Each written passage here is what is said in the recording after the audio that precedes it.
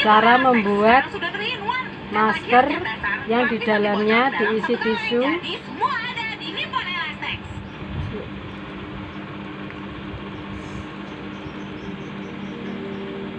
Ukurannya 20. Ini sama jahitan jadi 35. 20 cm 35, terus jahit pinggir-pinggir seperti ini. Baru menuangkan air di panci, baru lalu membuka kita keran jahit. air, selalu bismillah, bismillah, bismillah. Ini. Bismillah ini mengusir syaitan yang ada di sekitar situ. Sebaliknya, kebanyakan kita orang kesurupan, kadang-kadang kena syaitan. Kalau dia lempar air panas, lempar benda di tempat kosong, tidak baca bismillah, maka ada syaitan situ kena, lalu kemudian anaknya misalnya kena air panas itu, kemudian ibunya atau ayahnya marah masuk ke jasad orang ini, sering kali begitu. Waktu diruqyah dia keluar, ditanya kenapa, dia bilang saya jengkel orang ini menyiram ini dan itu misalnya, atau dia kencing sembarangan. Ya. Kemudian juga sebelum masuk kamar mandi atau dalam hati ketika membukanya di kamar mandi. Ya, ini ada putnot nomor 499. Kata beliau, pernah seorang jin merasuki tubuh penderita, dan ketika jin itu ditanya kapan kamu memasukinya dan bagaimana, ia menjawab pada hari demikian. Ia masuk kamar mandi lalu membuka keran air panas, sedangkan aku berada di dalam keran, sehingga air panas itu membakarku. Makanya aku merasukinya sebagai tindakan balas dendam. Ya, bisa saya terjadi. Saya sudah bilang yang tidak boleh menyebutkan nama Allah sama sekali di kloset, shower, wastafel boleh. Ya.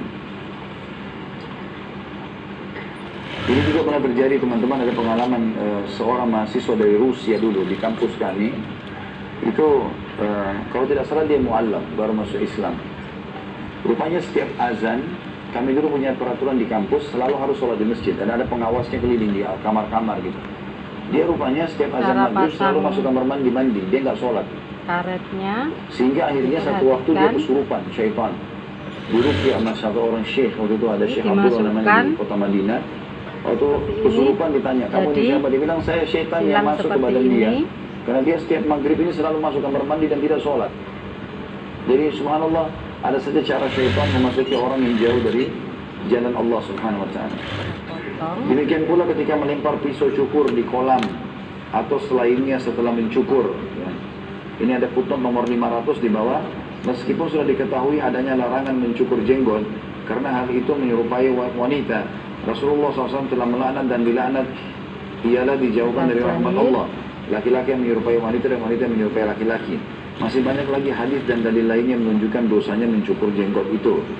Seorang jin masuk ke dalam tubuh penderita, dan ketika ditanya tentang sebab masuknya ke dalam tubuh penderita, ia menjawab, ia mencukur jenggotnya suatu hari, kemudian melempar pisau cukur ke dalam kolam. Padahal saudaraku duduk di dalam kolam, maka pisau cukur itu mengenai lehernya dan membunuhnya. Saat itu sepupuku berdiri di kamar mandi. Ketika ia menyaksikan apa yang terjadi, ia datang kepadaku dari Mesir ke Australia dan menyampaikan kepadaku tentang kabar kematian atau tanda kutip terbunuhnya saudaraku. Aku pun pergi untuk membalas laki-laki tersebut. Demikian pula memperhatikan untuk tidak melempar pisau cukur atau benda tajam lainnya, termasuk potongan jarum, serpihan kaca dan sebagainya di keranjang sampah, karena dikhawatirkan akan mengenai tangan orang yang melakukan pekerjaan itu. Pisau cukur dan serpihan kaca ini bisa dikumpulkan pada wadah tersendiri, kemudian ditutup dengan baik, kemudian tidak mudah dibuka. Sehingga tidak mudah dibuka, lalu diletakkan di tempat atau di tengah tempat sampah hingga tidak melukai seorang pun. Lanjutkan ke paragraf atas ya. Kata beliau, demikian pula memperhatikan ketika menuangkan air panas di kamar mandi atau kolam, kecuali setelah membaca basmalah, bismillah. Demikian pula ketika seseorang melewati batu besar di jalan, lalu hendak menjatuhkannya dari tengah jalan, maka Anda lihat ia mengangkatnya lalu melemparnya jauh-jauh tanpa menyebut nama Allah ketika melemparnya, karena dikhawatirkan ia melempar batu tersebut pada salah satu arah jin yang duduk di jalan tanpa mengetahui orang tersebut melempar batu. Jadi kalaupun kita temukan batu, kan sunnahnya memindahkan dari jalan, tapi jangan main lempar saja ke tempat kosong gitu loh, tanpa baca bismillah. Bismillah ini tadi saya bilang sudah cukup mengusir setan-setan itu, sehingga tidak ada yang kena dengan batu itu. Karena banyak kasus terjadi begitu ya, kena lempar sembarangan, kencing sembarangan, akhirnya kena saudaranya jin itu, anaknya, lalu dia masuk ke badan orang ini. Walaupun tidak lama, beda antara syaitan masuk ke badan seperti ini karena dia marah, dengan orang yang syaitan yang dikirim oleh penyihir itu bisa lebih lama. Ya, kalau yang dikirim oleh penyihir, karena itu harus mengalahkan penyihir, itulah istilahnya ya. Demikian juga di antara waktu masuknya jin dalam tubuh manusia, ialah ketika sangat ketakutan, seperti orang yang sudah biasa melalui jalan yang sama setiap harinya pada waktu akhir malam, dan tidak pernah terbersit dalam hatinya